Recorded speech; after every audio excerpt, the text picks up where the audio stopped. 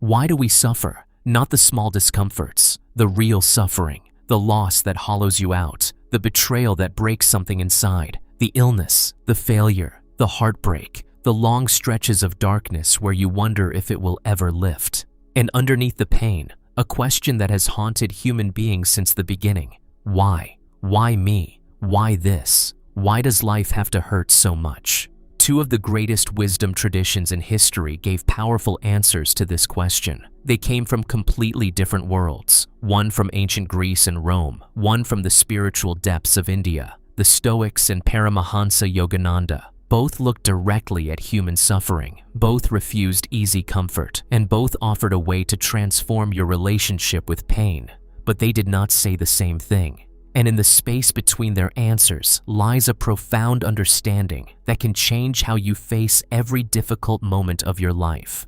Today, we will explore both. We will begin with Yogananda's answer, which goes to the depth of the soul. Then we will see what the Stoics taught, which sharpens the mind. And finally, we will see how these two ancient wisdoms, woven together, offer something more complete than either alone. This is going to be a deep one. Stay with me. Let's begin with Yogananda's answer to suffering. Yogananda did not see suffering as random. He did not see it as punishment from an angry God, and he did not see it as merely an error to be corrected. He saw suffering as something with meaning, as a teacher, as a messenger from the soul. He taught that the deepest purpose of suffering is to wake us up, to shake us out of the illusion that lasting happiness can be found in the external world. Most of us spend our lives chasing pleasure, security, and comfort, believing that if we just arrange the outer world correctly, we will finally be at peace. Suffering shatters this illusion. When the things we depended on fail us, when the relationship ends, the money disappears, the health breaks down, we are forced to look deeper. We are forced to ask what is real, what is lasting, what cannot be taken away. Yogananda taught that this is suffering's hidden gift. It points us inward, toward the soul, toward the divine, toward the only source of lasting peace, which was never in the external world at all. He also taught that suffering burns away karma. The difficulties we face are often the working out of past actions across this life and others. When we endure them with the right attitude, we are not just suffering pointlessly. We are completing something, clearing something, growing through something. And here is the most important part of Yogananda's teaching. He said that suffering is not meant to last, it is meant to teach. Once the lesson is learned, the suffering has fulfilled its purpose. The soul that learns from pain rises above the need for it. The growth that once required difficulty begins to come through joy instead. For Yogananda then, suffering is not your enemy. It is a difficult teacher, often a harsh one, but one whose every lesson is leading you toward your own awakening. The question is never simply, how do I escape this pain? It is, what is this pain trying to teach me? What is it pointing me toward? What in me is being asked to grow? When you ask these questions, suffering transforms. It stops being meaningless torment and becomes part of a sacred journey. You stop being a victim of life and become a student of it. Now let's look at what the Stoics taught. The Stoics, philosophers like Epictetus, Marcus Aurelius, and Seneca, approached suffering from a different angle, not through the soul, but through the mind.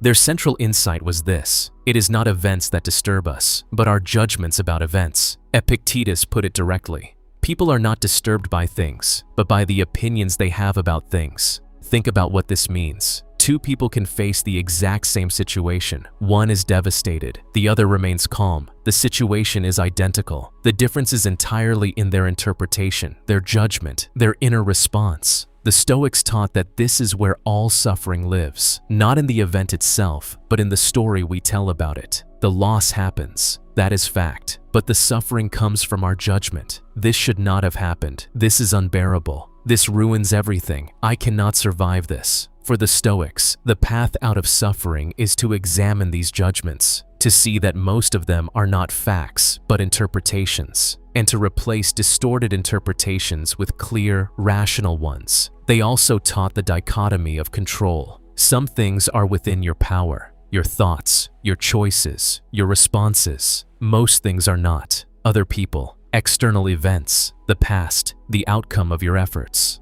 The Stoics taught that suffering comes from trying to control what cannot be controlled. Peace comes from focusing entirely on what is within your power and accepting the rest with equanimity. Marcus Aurelius, an emperor who faced war, plague, and betrayal, wrote constantly to himself about this. Accept what you cannot change. Master your reactions. Find the freedom that exists in your own mind, regardless of what happens outside it.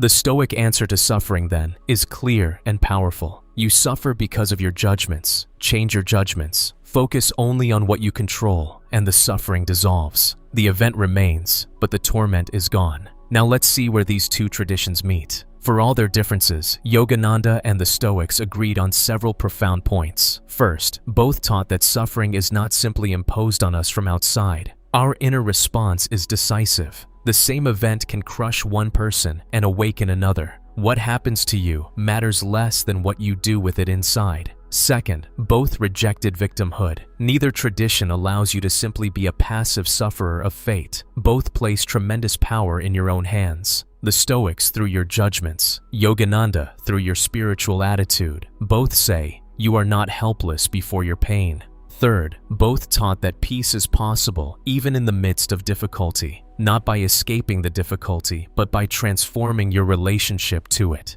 Both promise that a human being can find an unshakable inner steadiness that external events cannot destroy. And fourth, both taught that suffering, rightly met, makes you stronger, wiser, and freer. It is not merely to be endured. It can be a doorway to a deeper life. This is significant. Two traditions, separated by thousands of miles and thousands of years, arriving at the same core truths. When wisdom converges like this, it suggests we are touching something real about the human condition. But now let's look at where they diverge, because the difference is just as important as the agreement. The Stoics located the cause of suffering in the mind, in faulty judgments. The cure was rational. Correct your thinking, and suffering ends. Yogananda located the cause deeper, in the soul's journey, in karma, in the forgetting of our divine nature. The cure was spiritual. Learn the soul's lesson, and suffering transforms into growth. Here is the key difference. For the Stoics, suffering is essentially a mistake, an error in perception to be corrected. Remove the false judgment, and the suffering was never necessary in the first place. For Yogananda, suffering is essentially a teacher, meaningful, purposeful, woven into the soul's evolution. It is not merely an error. It is part of a sacred design that is leading you somewhere. This is a profound divergence. The Stoic says, your suffering is unnecessary. See clearly, and it disappears. Yogananda says, your suffering is meaningful. Understand its purpose, and it transforms. And here is the beautiful thing. These two views are not actually contradictions. They are two levels of the same truth. Let me explain how they work together. The Stoic approach is powerful for the immediate moment. When you are caught in a spiral of suffering, the Stoic question is medicine. Is this suffering coming from the event or from my judgment about it? Am I trying to control what I cannot control? This cuts through unnecessary mental torment with surgical precision. It is the wisdom of the mind, and it brings immediate relief.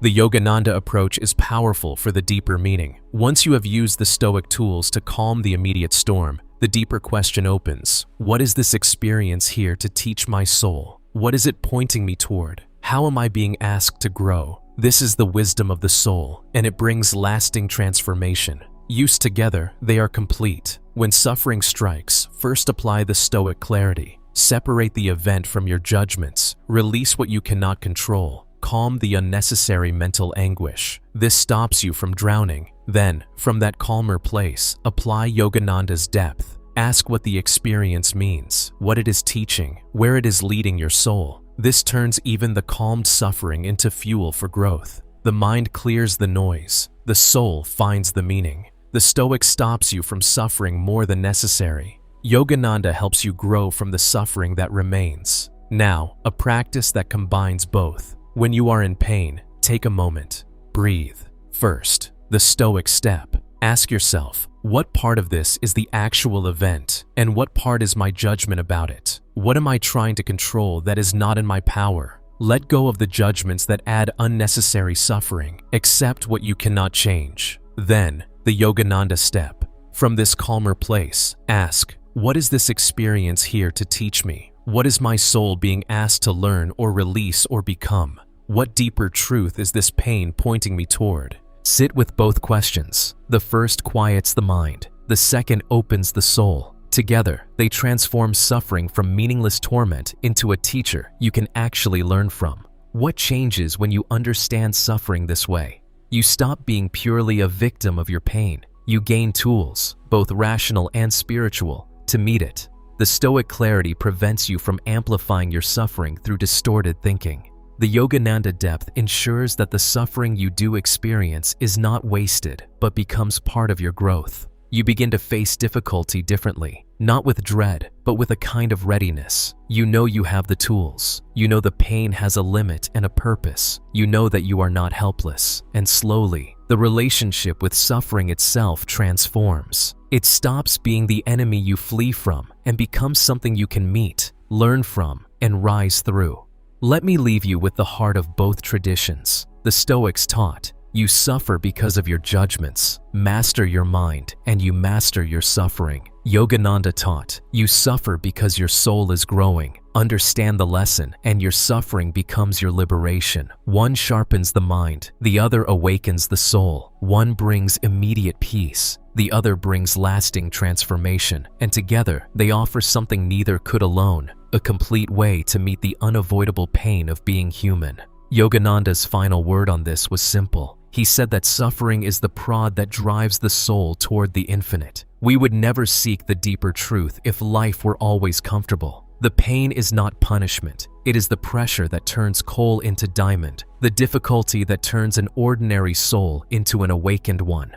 Your suffering is not meaningless, it is not random, and it is not the end of you. Meet it with the clarity of the mind and the wisdom of the soul, and even your deepest pain can become the doorway to your greatest growth. If this teaching touched something in you, subscribe and turn on notifications. More explorations of wisdom from Yogananda and the great traditions are coming. Share this video with someone who is suffering right now.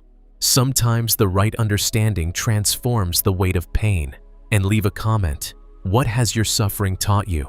Sharing it may help someone else find meaning in theirs. This is a meaningful topic, and if you are struggling deeply, please know there is no shame in reaching out to someone you trust or a professional for support. See you in the next one.